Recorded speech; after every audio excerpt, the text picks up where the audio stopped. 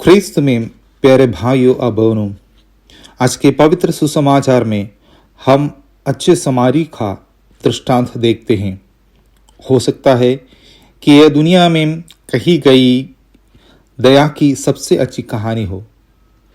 इस छोटे से दृष्टांत के आधार पर, जिसे यीशु ने बताया था, सैकड़ों डॉक्टरेट थीसिस और किताबें लिखी गई हैं।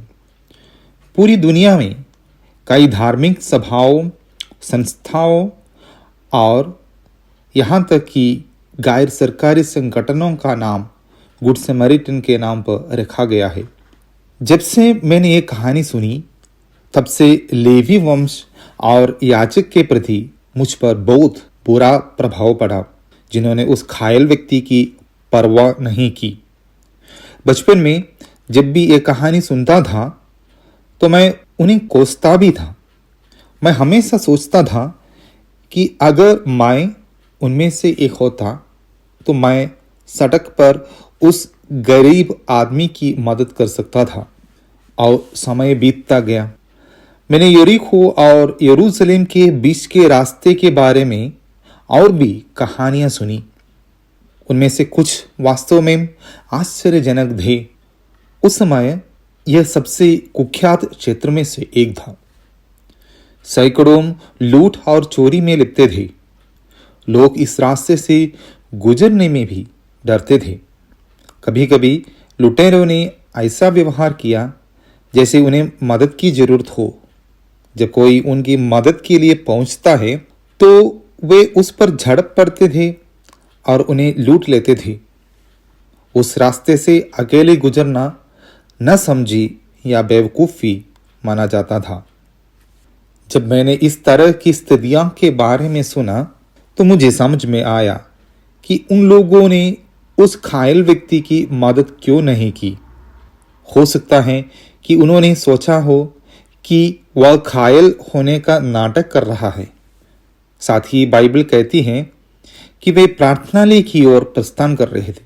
जैसा कि आप सभी जानते हैं कि लेवी वंशी और याजक को प्रार्थनालय में प्रार्थना का नेतृत्व करना था, इसलिए वे जल्दी में रहे होंगे, क्योंकि प्रार्थनालय में लोग उनका इंतजार कर रहे होंगे और उन्हें वहां समय पर पहुंचना भी चाहिए।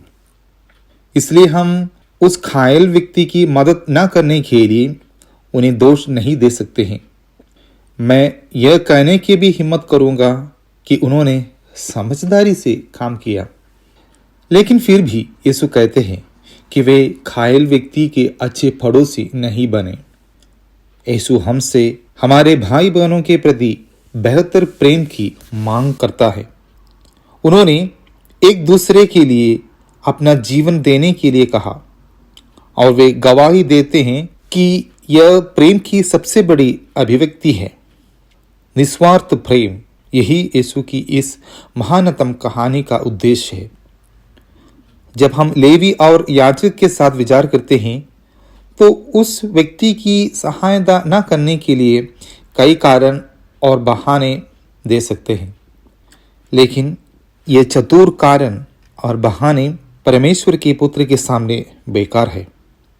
ऐसा कहा जाता है कि यरीहो और यरूशलेम के बीच का रास्ता हमारे दरवाजे के ठीक सामने से होकर गुजर रहा है और वहाँ हमें बहुत से घायल व्यक्ति मिल सकते हैं जो हमारी दया की याचना कर रहे हैं, और साथ ही हम उन्हें मदद न करने के लिए कई कारण और बहाने सामने ला सकते हैं। बेशक बहुत ही उचित और समझदार, लेकिन हमारे वैध कारण ईश्वर के सामने अपनी बेगुनाही साबित करने के लिए उपयुक्त नहीं है। अक्सर लोग चाहकर भी दूसरों की मदद करने में असफल हो जाते हैं, और यही एक सज्जन व्यक्ति के सामने सबसे बड़ी समस्या और चुनौती है। मदर तेरेसा कहती है, कोई भी हर किसी की मदद नहीं कर सकता, लेकिन हर कोई किसी की मदद कर सकता है। भाइयों बहनों, किसी की मदद करने से भले ही पूरी दुनिया न बदल जाए, लेकिन उस इंसान की दुनिया बदल जाती है। मदद करने के लिए केवल धन की जरूरत नहीं होती, उनके लिए एक अच्छे मन की जरूरत होती है। धन से हम जीवन की सारी सुख सुविधा को हासिल कर सकते हैं, पर जीवन में सुकून केवल अच्छे कर्मों से ही आता है। जिंदगी में किसी के प्रति की गई भलाई व्यर्थ नहीं जाती है, वह कभी न कभी किसी न किसी रूप में आपके पास लौट ही आएगी। जो व्यक्ति दूसरों की भलाई चाहता है, वह अपने भलाई को सुनिश्चित कर चुका है।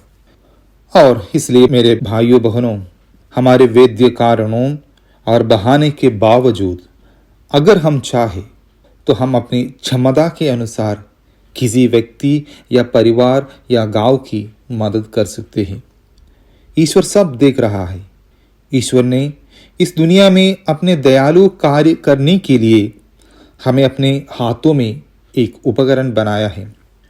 आइए हम जिम्मेदार बने और जहां हम हैं वहां एक अच्छा पड़ोसी बनने का प्रयास करें। सबको धन्यवाद। जय यीशु।